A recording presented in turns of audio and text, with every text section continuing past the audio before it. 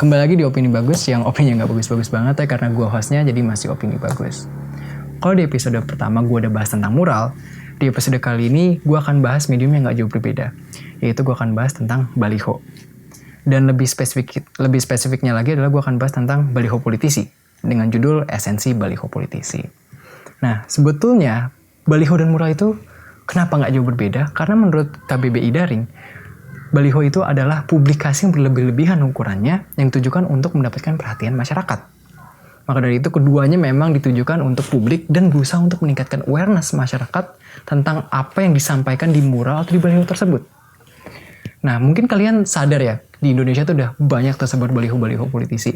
Kayak misalkan kita ke Jakarta itu tuh ketemu baliho yang warna biru tulisannya berkoalisi untuk rakyat. Dan kalau kita ke Jawa Timur, ketemu baliho warna merah, tulisannya kepak sayap kebinekaan.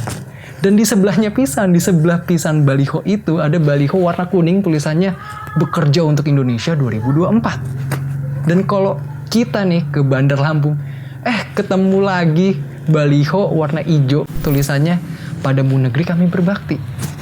Jadi akhirnya baliho-baliho ini udah menjadi fenomena yang memang awam ditemui di masa pandemi. Dan akhirnya banyak netizen, maupun itu rakyat, maupun itu pengamat dan ahli menyayangkan dan juga mengkritisi baliho-baliho politisi ini. Seperti itu. Gue sendiri nggak mempunyai afinitas khusus ya terhadap baliho seperti itu. Kecuali gue ngeliat baliho-baliho yang emang gue senengin. Kayak misalkan gue ngeliat baliho yang bisa mutihin kulit gue seneng ngeliatnya. Karena ya gue emang pengen mutihin diri. Karena keluarga gue sendiri nggak bisa bedain gue sama bayangan gue sendiri. Iya dulu. Nah makanya di situ gue seneng lihat baliho-baliho yang kayak gini. Nah akhirnya kita timbulkan pertanyaan, sebetulnya kenapa sih baliho politisi ini dikritisi? Dan kedua, kenapa baliho ini udah dikritisi tapi masih dipampang? Dan yang terakhir adalah esensinya apa sih dari baliho ini? Menurut ahli komunikasi politik Indonesia yaitu Dr. Lely Aryani MSI, dia mengatakan bahwasanya ya fair-fair aja, sah-sah aja politisi-politisi ini mempromosikan diri mereka secara politik. Yang menjadi permasalahan adalah di saat mereka mempromosikan diri mereka secara politik di tengah kondisi politik yang berbeda atau memang lagi sedang kondisi pandemi. Nah sekarang kondisinya memang yang timbul menjadi pertanyaan kita adalah di saat melihat baliho politisi adalah, kan ini masih 2021, masih 3 tahun lagi. 3 tahun lagi itu baru pilpres, baru pesta demokrasi Indonesia. Kenapa sekarang udah dipasang? Kan itu yang terbesit dalam pikiran kita. Nah menurut politisi PDIP yaitu Hendrawan Supratikno, di mana dia merespon saat ditanyakan terkait dengan balihonya Mbak Puan Maharani, dia menyatakan sebetulnya baliho politisi ini merupakan suatu bentuk apresiasi terhadap Mbak Puan sebagai Ketua DPR RI wanita pertama di Indonesia.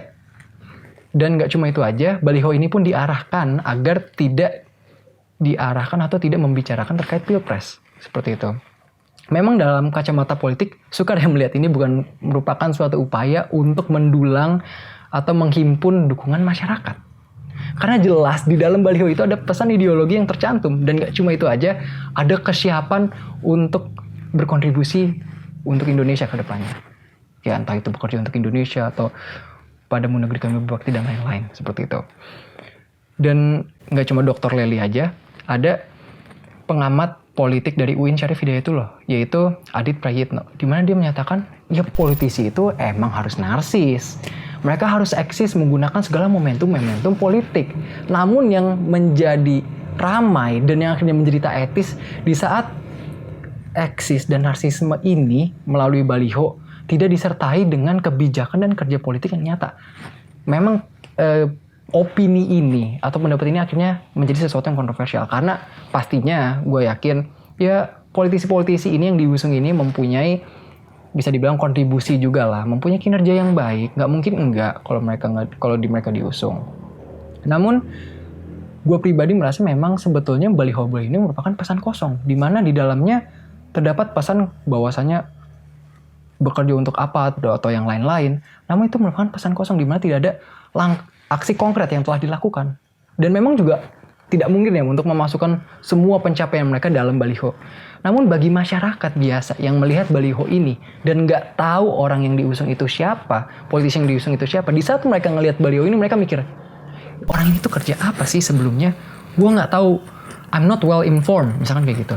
Dan itu sah-sah saja karena memang nggak semua orang well informed atas pencapaian orang lain seperti itu.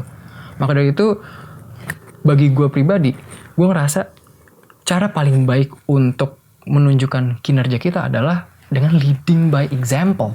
Dimana dengan kita leading by example, kita memberikan contoh atas kapabilitas kinerja kita yang baik dan juga kinerja kita yang efektif, orang lain akan mengikuti. Dan juga nggak cuma orang lain, media juga akan mengikuti di saat kita membuat kinerja yang baik. Walaupun sekali lagi, gue yakin politisi-politisi ini juga kerjanya baik. Namun gue percaya kalau memang leading by example itu is one of the best way. Ya sama aja sih kalau kita ibaratnya cuma pesan tanpa ada aksi nyata, kayak ibaratnya kita janji ke cewek kita bakal setia gitu kan, tapi ujung-ujungnya kita selingkuhin. Ya itu kan ujung-ujungnya lip service kayak gitu. Ya kayaan banget kamu pacaran, lo jomblo aja. Wes beda bro, gue mah jomblo karena pilihan bukan karena nggak laku. Nah itu mah ngeles aja, udah kayak talk show di acara TV aja. Wih. Wah, ini kenapa ngelempar-ngelempar barang jadi gimmick sih? Heran gue. Oke, kembali lagi. Tapi kan Gus, yang namanya baliho-baliho politisi ini telah dianggap tidak sensitif dengan situasi pandemi. Kenapa mereka masih gagah terpampang di muka jalan? Kan itu yang itu yang terbesit dalam pikiran kita kan akhirnya.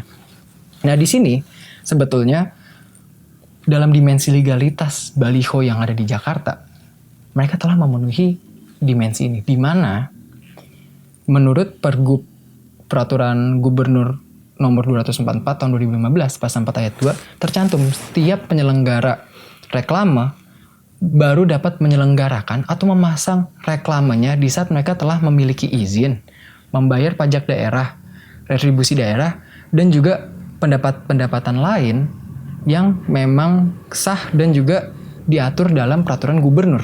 Sebagaimana yang diatur dalam peraturan gubernur ini. Maka dari itu dalam asas keabsahan sebetulnya baliho ini telah memenuhi aspek legalitas. Seperti itu. Lah legal, tapi kalau masyarakatnya nggak suka buat apa? Lah emang ngaruh kalau masyarakat nggak suka? Oh iya, masyarakat yang nggak suka ya? Iya beda dong, beda. Nah makanya di sini akhirnya timbul dalam pikiran kita ya, sebetulnya apa sih dari yang udah gua katakan 2021 itu masih jauh dari 2024, masih jauh banget, masih 3 tahun, there's still time. Tapi mereka nyolong waktu, nyolong start ibaratnya lah ya, ibaratnya kalau dikatakan nyolong start. Nanti sebetulnya kenapa mereka melakukan aksi ini? Kenapa akhirnya baliho-baliho politisi ini dibuat, dipampang? Nah, baliho politisi ini merupakan bagian dari political advertising dan political communication. Di mana political advertising di sini merupakan suatu iklan politik yang digunakan untuk menghimpun dukungan masyarakat dalam bentuk itu finansial maupun dalam bentuk finansial dari donor maupun dalam bentuk dukungan suara dari masyarakat dalam suatu kampanye. Argumentasi ini didukung dalam bukunya Bob M. Venice dan juga Wolfgang Strobe, namanya jangan diplesetin ya. Dalam bukunya itu The Psychology of Advertising, di mana tertera bahwasannya iklan atau iklan politik itu dibuat memang bertujuan untuk 2 hal. Untuk menginformasikan, dan yang kedua adalah untuk membujuk perilaku individu untuk mengikuti apa yang berusaha disampaikan. Seperti itu. Maka sebetulnya baliho ini merupakan suatu upaya dalam suatu bentuk medium untuk menggalakkan atau menggalang suara masyarakat atau simpati masyarakat. Sehingga nantinya pada saat pilpres atau saat pemilu mereka dipilih oleh masyarakat karena sudah dipasang balihonya. Namun ingat, ini adalah hasil akhir atau efek terakhir yang berusaha diharapkan. Untuk mencapai tahap ini perlu ada langkah sebelumnya, yaitu political communication. Nah, apa itu political communication? Dalam bukunya Richard M. Perloff, yaitu The Dynamics of Political Communication, Media Politics in Digital Age, di mana political communication atau komunikasi politik didefinisikan sebagai suatu proses di mana simbol dan juga bahasa digunakan oleh pemimpin, oleh media, oleh rakyat untuk memberikan pengaruh baik itu disengaja maupun tidak disengaja terhadap kognisi atau kesadaran dan juga perilaku atau behavior politik individu-individu. Maka dari itu, sebetulnya yang perlu di-highlight di sini adalah, kata-kata yang perlu di-highlight adalah kata prosesnya. Di mana proses baliho sekarang atau pemasangan baliho sekarang adalah merupakan suatu proses di mana yang digunakan parpol untuk memfamiliarisasikan masyarakat dengan tokoh-tokoh politik yang diusung melalui baliho-baliho ini. Jadi ini merupakan bagian dari suatu proses di mana nanti di saat kita ingat, di saat kita mulai membicarakan, akhirnya popularitas politisi yang diusung ini meningkat atau melambung, bahkan bisa membuat elektabilitas mereka melonjak. Seperti itu. Jadi bagian dari suatu proses. Dan nggak cuma itu aja. Pada saat sudah melambung dan juga popularitas mereka melambung, dan pasti masyarakat akan ada entah itu cibiran, entah itu pujian atau apapun itu. Akhirnya feedback dari masyarakat ini dan juga ditambah dengan tingkat popularitas yang didapatkan ya dari survei atau dari survei atau research semacamnya, dan dari tingkat elektabilitas yang diperoleh dari saat pemasangan baliho ini, akhirnya menjadi strategi parpol untuk memenangkan calon ini atau politisi yang diusung ini pada saat Pilpres 2024. Nah, caranya seperti apa strateginya? Ya misalkan popularitasnya meningkat, tapi elektabilitasnya nggak terlalu bagus. Berarti harus ada yang dikembangkan di sini. Nah, strateginya bisa lewat sini. Kayak misalkan menggandeng baik itu calon-calon yang memang mempunyai tingkat elektabilitas yang tinggi, atau mungkin membangun sentimen yang populis, sentimen yang nasionalis maupun yang ekonomis maupun yang militer dan lain-lain. Jadi ini merupakan suatu strategi yang nanti dicanangkan oleh parpol. Dan ini merupakan bagian dari proses seperti itu. Dan salah satu akhirnya yang menjadi kemewahan baliho, ada ini yang perlu diingat ya, gak semua orang bisa beli atau gak semua orang bisa menyewa baliho. Itu yang perlu diingat ya. Karena baliho semakin besar dia, kan ada yang ukurannya 2x3 atau 4x6 gitu ya. Yang paling besar 4x6 kalau gak salah. Nah, baliho ini semakin besar, kita pasti semakin penasaran dong untuk lihat kayak, itu apa sih balihonya? Isinya tuh apa gitu kan. Semakin besar kita semakin kepo ngelihatnya. Nah, sama baliho ini juga yang membedakan dengan media pengiklanan lainnya adalah, atau media pengiklanan lainnya, kayak kita mungkin berbicara medsos, kan medsos dipakai semua orang. Tetapi harga pengiklanan di medsos dengan di baliho itu berbeda jauh. Dimana kalau di medsos itu kemungkinan harganya untuk sebulan ya itu bisa sekitar 4-7 juta kalau nggak salah, sekitar segitu. Sedangkan di baliho bisa tembus 1 miliar atau mungkin sekitar 1 miliar. Bahkan bisa lebih, dan itu cuma dalam waktu sebulan. Dan itu baru satu baliho, nggak lebih. Coba lebih itu bisa berapa gitu kan ibaratnya. Nah di sini yang sebetulnya menjadi poin penting, di mana perbedaan harganya jauh. Ya ibaratnya udah kayak Arsenal yang emang zaman Wenger sama Arsenal zaman Arteta.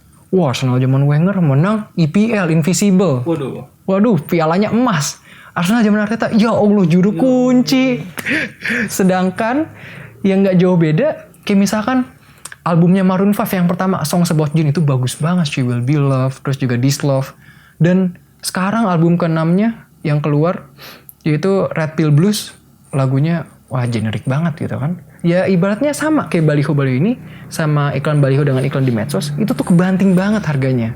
Dan karena harganya kebanting, ini menjadi salah satu poin positif dari pengiklanan lewat baliho, yaitu gak banyak saingannya. Karena gak banyak saingannya, jadi orang ngelihat yang itu-itu aja. Ibaratnya, oh ini nih yang diingat, ibaratnya kayak gitu. Maka secara otomatis akhirnya baliho-baliho ini meningkatkan tentunya popularitas seseorang, yang tentunya nanti misalkan baliho udah sedikit nih yang beredar gitu kan, yang terpampang, dan udah balihonya terpampang terus jadi viral di media sosial, entah itu jadi meme, entah itu jadi cibiran, terus jadi pembicaraan publik kayak sekarang kasusnya di Indonesia. Ya udah akhirnya orangnya makin populer deh. Itu mah tinggal nunggu sama elektabilitasnya aja naik. Kan kayak gitu jadinya. Salah satu efek nyatanya telah dikemukakan oleh Ismail Fahmi selaku pendiri Don Emprit. Dan melalui monitoring Don Empritnya dia pada tanggal 7 Juli 2021 sampai 7 Agustus 2021. Di situ dimonitor bahwasannya popularitas dari Mbak Puan Maharani itu meningkat. Karena balihonya beliau atau balihonya dia itu menjadi topik pembicaraan di berita dan di Twitter. Karena melalui monitoringnya Drone Emprit ini, balihonya Mbak Puan Maharani atau nama Mbak Puan Maharani menjadi atau mendapatkan exposure sebesar 13% dari berita dan 12% dari Twitter. Jumlah ini menempatkan beliau ke posisi 4 besar. Ya peringkat 4 gitu kan. Di bawah Anies Baswedan, lalu juga Ganjar Pranowo dan Ridwan Kamil. Ini sudah merupakan bentuk atau aksi nyatanya. Maka dari itu sebetulnya apabila baliho ini tidak dihubungkan dengan kontestasi Pilpres 2024 rasanya sangat tidak mungkin ya.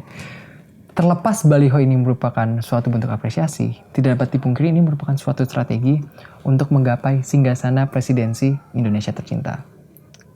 Itulah esensi baliho politisi dalam opini Bagus. Mantul. Sekian opini dari Bagus, yang opininya nggak bagus-bagus banget, tapi lebih baik beropini daripada nggak beropini sama sekali. Mohon maaf apabila ada kesalahan kata, kita dapat bertukar opini di kolom komentar. Sampai jumpa di episode berikutnya. Have a nice day.